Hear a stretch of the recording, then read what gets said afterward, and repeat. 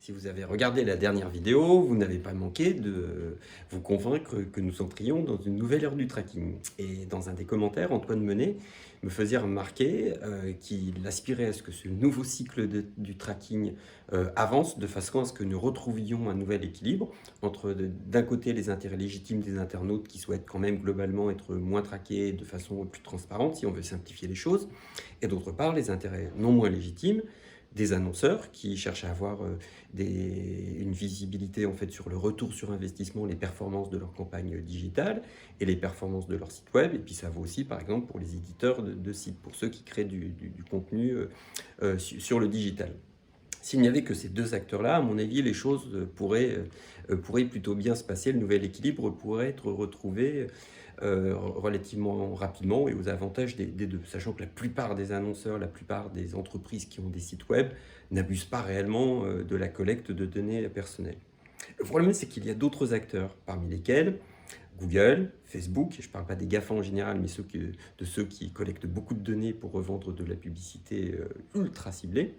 Et puis on a aussi tous les gens de la chaîne de l'AdTech, de l'écosystème AdTech, de la publicité programmatique, on va dire, si on veut forcer un peu le trait. Les gens qui collectent de la donnée, les data brokers, les gens qui la raffinent, qui la revendent, qui revendent de la publicité, les ad exchange, etc. Et qui captent une grosse partie de la valeur et qui ont des intérêts, qui ne sont pas forcément des méchants, hein, mais qui ont des intérêts différents de ceux des internautes d'une part et des entreprises moyennes du digital d'autre part. Ensuite, on a aussi les lobbyistes, moi, de ceux que j'appelle les lobbyistes de la liberté individuelle, donc les gens qui estiment qu'Internet, ça doit être tout, sauf en fait un outil de marketing, et qui cherchent à limiter autant que faire se peut la collecte de données personnelles et puis le tracking pour le coup en général. Et puis enfin, en fait, on a un cinquième type d'acteurs que j'appellerais l'État ou les autorités. Donc des gens qui comprennent moyennement le numérique, qui ont une vision politique du numérique de façon relativement rare, et qui, s'ils peuvent se passer en fait de prendre position sur des sujets un peu techniques et polémiques comme la donnée personnelle, préfèrent pour le coup s'en passer. Donc du coup, le nouvel équilibre, le nouveau modus vivendi de cette nouvelle ère du tracking, pour le coup, il résultera de la confrontation des différents points de vue et intérêts de ces différentes parties.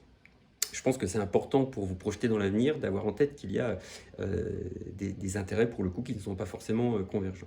Ceci étant, bonne nouvelle, on va y arriver et même s'il va falloir en fait nous adapter, changer nos technologies de tracking d'une part et puis notre façon d'utiliser, de lire, d'interpréter la data d'autre part, on y arrivera.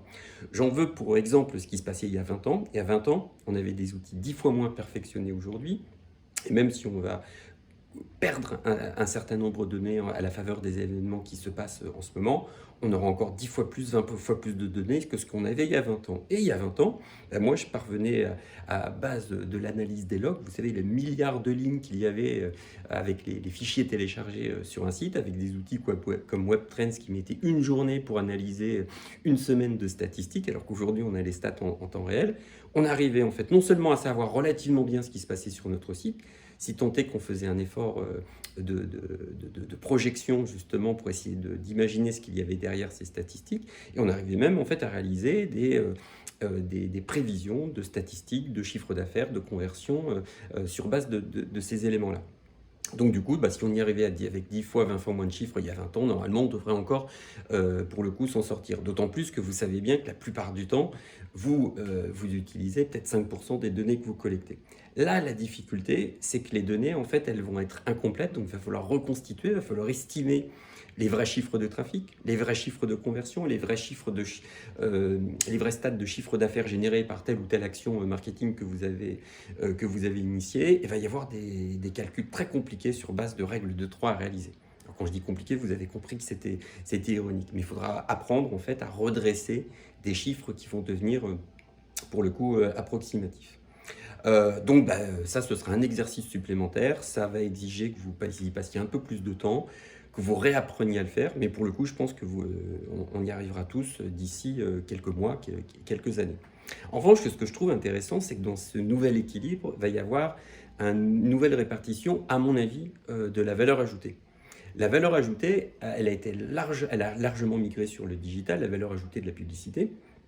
Il y a 25 ans, on était en 100% quasiment hors digital. Maintenant, on est au moins, enfin, je pense dans les 50% en fait sur le digital. Et puis le digital, ça veut dire quoi en matière de pub? C'est Google, Facebook essentiellement, et puis les autres largement après. Comment sont-ils parvenus à ce tour de force? Parce que c'est à la fois, ce sont les sites d'audience, donc ce sont un peu les éditeurs, les médias d'aujourd'hui, à la fois ce sont ceux qui collectent de la donnée, et à la fois ce sont les régies publicitaires. Donc forcément, ils sont un peu à tous les étages, et comme ils ont une position quasiment monopolistique, sinon oligopolistique, bah, du coup forcément, ils ont une capacité à capter la valeur en fait qui est très importante. Si ces gens-là qui font reposer une partie de leur succès, pas tout leur succès, sur la data, si ces gens-là captent moins de data, ils vont avoir une capacité à permettre aux annonceurs de cibler leur campagne moins importante, et on peut imaginer qu'il y ait un retour de la valeur du côté des éditeurs de contenu. Pourquoi? Bah, parce qu'on dépensera peut-être un peu moins chez Google et un petit peu moins chez Facebook. Puis ce serait plutôt une bonne nouvelle pour les médias. Puis ça vaut pour Google et Facebook, mais ça vaut aussi pour la publicité programmatique en général. Vous savez, dans laquelle lorsque un annonceur investit 1 euro en publicité, s'il y a 50 centimes ou 45 centimes qui reviennent dans la poche de l'éditeur, c'est déjà bien payé. Et le reste, il va aux intermédiaires, aux ad exchange, aux fournisseurs de technologie, à ceux qui vous vendent de la fameuse data. Et bah, si ces gens-là en fait captent un petit peu moins de la valeur ajoutée, peut-être qu'il y en aura un petit peu plus pour les médias. Donc ça, je pense que ce serait intéressant. En matière de déplacement de la valeur, je pense qu'on peut aussi prévoir, anticiper un déplacement de la valeur des campagnes, donc du paid média, vers ce qui n'est pas paid. Donc ce qui n'est pas paid, c'est quoi? Bah, ça va être l'organique, le référencement naturel, le content marketing, l'inbound marketing. Je pense qu'on va récupérer aussi peut-être des euros, des dollars pour investir dans l'optimisation du taux de conversion. C'est un poste qui existe déjà, mais pour moi qui est sous-pondéré la plupart en fait dans les budgets. Et puis je pense que tous les outils liés à la fidélisation et notamment par email, je pense vont se revoir un petit peu valorisés parce que ce sont des outils qui sont en général en fait assez peu risqués et puis, sur le coup sur lesquels on a moins, pas besoin, mais moins besoin de données personnelles. Donc voilà quelques éléments de réflexion. Donc ça c'est juste pour vous dire, bon bah voilà, ce que l'on peut imaginer, anticiper. Puis je n'ai pas imaginé l'ensemble des évolutions. Donc du coup, vos commentaires, vos suggestions seront plus que les bienvenus. Et puis vous devez vous dire, mais pourquoi ne nous parle-t-il pas de la Privacy Sandbox de Google? Bah déjà, parce que c'est un outil, je pense, dont on parle un peu trop et c'est quasiment ce à quoi la peau de chagrin à laquelle on se rapproche quand on n'arrive pas en fait à se projeter dans ce nouvel univers. Et puis surtout, ses contours sont super mal définis. Et accessoirement, la Privacy Sandbox, elle résoudra un problème peut-être, pas forcément de façon optimale pour nous, les entreprises normales, parce qu'on ne sait pas exactement ce qu'elle va pouvoir faire. En revanche, ce dont on est certain, c'est qu'elle va protéger les intérêts de Google. Et ça s'adressera à une seule dimension des évolutions qu'on a vues, c'est le blocage des cookies tiers dans Google Chrome, qui représente 60% de part de marché. Le reste, ce sont les autres navigateurs, du coup, qui ne seront pas, à mon avis, concernés par la Privacy Sandbox de Google.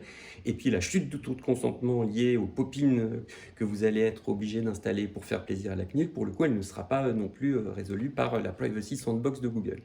Donc voilà, si vous voulez en savoir un petit peu plus, aller encore plus loin pour le coup, il n'y a qu'une seule solution, c'est de vous intéresser à la formation sur le Big Bang de l'analytics que nous avons lancé dans le cadre de la 24PM Academy.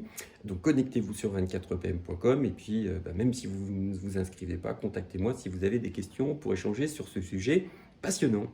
À très bientôt.